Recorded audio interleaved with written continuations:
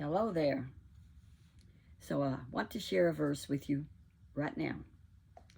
Let the morning bring me word of your unfailing love, for I have put my trust in you. Show me the way I should go, for I entrust my life. Rescue me from my enemies, Lord, for I hide myself in you. Teach me to do your will, for you are my God, and your good spirit lead me to level ground. That's 143, 8 through 10. That's what he does. He leads us to level ground. I was seeing on TikTok this morning that she said, I noticed, or whoever said, I noticed, and I feel something toward you. Can I share? Can I do a reading for you? And I told her, no, my dear. We trust in the Lord. God forbids fortune telling, divining, or whatever. Anyhow, you can look it up. He don't believe in soothsaying or any of that. He forbids it. So we don't get into that because we trust the Lord. And that's what we all should do.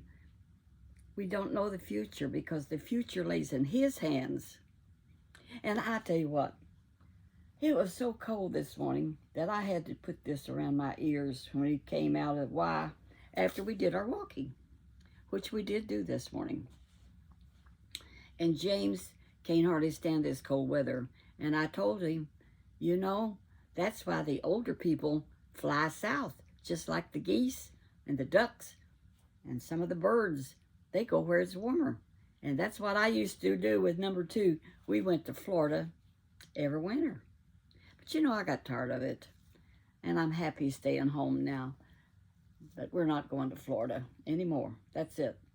Lord willing. We're just staying home and toughing it out. But let me share with you how thankful I was this morning that I didn't have to milk a cow.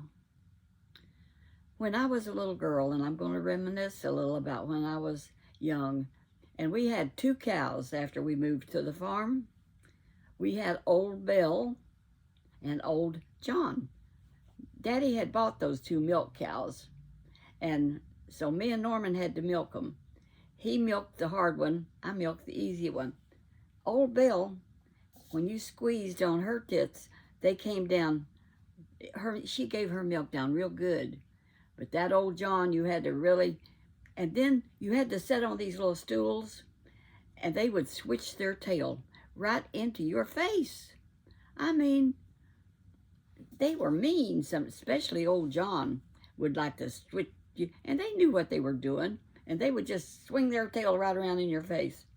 So we would milk, and we'd get about a gallon each and have to carry it up the hill to the house because our barn was downhill a good ways from the house. And it had stalls in it, and it was built of old logs that used to be a house over at my grandpa's house.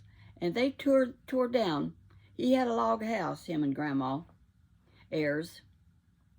My grandparents did. And when they tore that down, Daddy had a horse, and he drug all them logs over to our farm, which was a pretty good ways. And he stacked them all up, and so we had room for cows and the horse in the wintertime. And you have to put hay down because it seemed like they stayed there all night because it was warmer.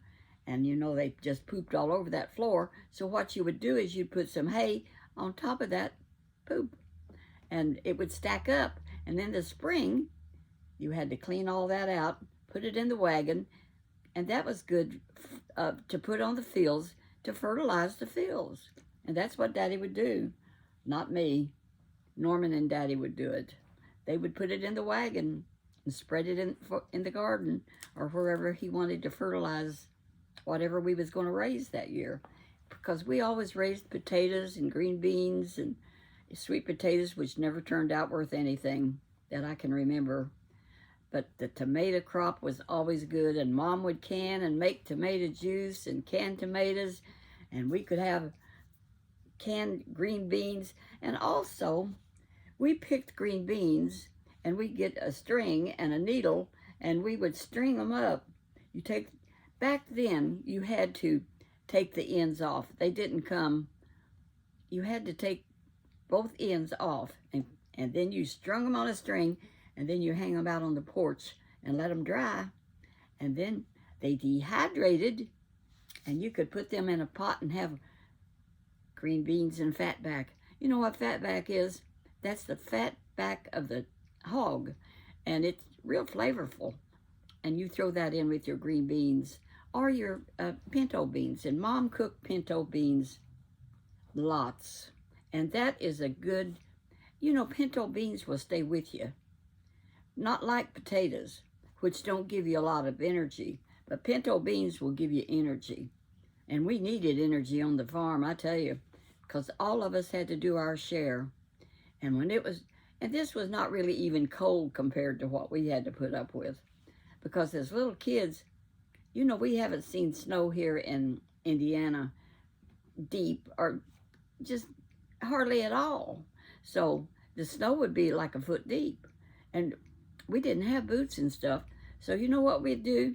We'd take some of Daddy's long socks that he wore. He would like up to the knee, and we would put them big old socks up over our shoes and everything to protect them from the snow. And that's how we would walk to the barn and come back. And we'd carry that milk up. And we always had cats in the barn, so we would leave them milk, and we would squirt it, and they could catch it right out of the air. As we would squirt a little milk, them cats would be right there licking it. That was something, but it was different. But that's what happened. So we would bring the milk to the house, and Mom would strain it, because we didn't wash the cows where the bag or anything before we milked the cows. So if there was little pieces of stuff in it, she had a piece of cloth, like muslin or something, and like a curtain, and she would just strain it and get all that out of it. And then we would get it as cold as we could. We didn't have a refrigerator. So we drank milk, and if it clabbered, which spoiled, we made buttermilk, and we made butter. And I tell you what, Mom had a churn. The kind that you sit and go up and down like that. And it takes forever to churn butter. But we would do it because that butter is really good. Now, after the war started, we couldn't get butter until Daddy got those cows. And we was glad they got them, because then we had real butter. Because before that, he would buy this white stuff, and you would mix a color in it and mix it up, and it was imitation butter. Didn't taste. It was the first margarine that ever made, and that was when I was about 10, 12 years old.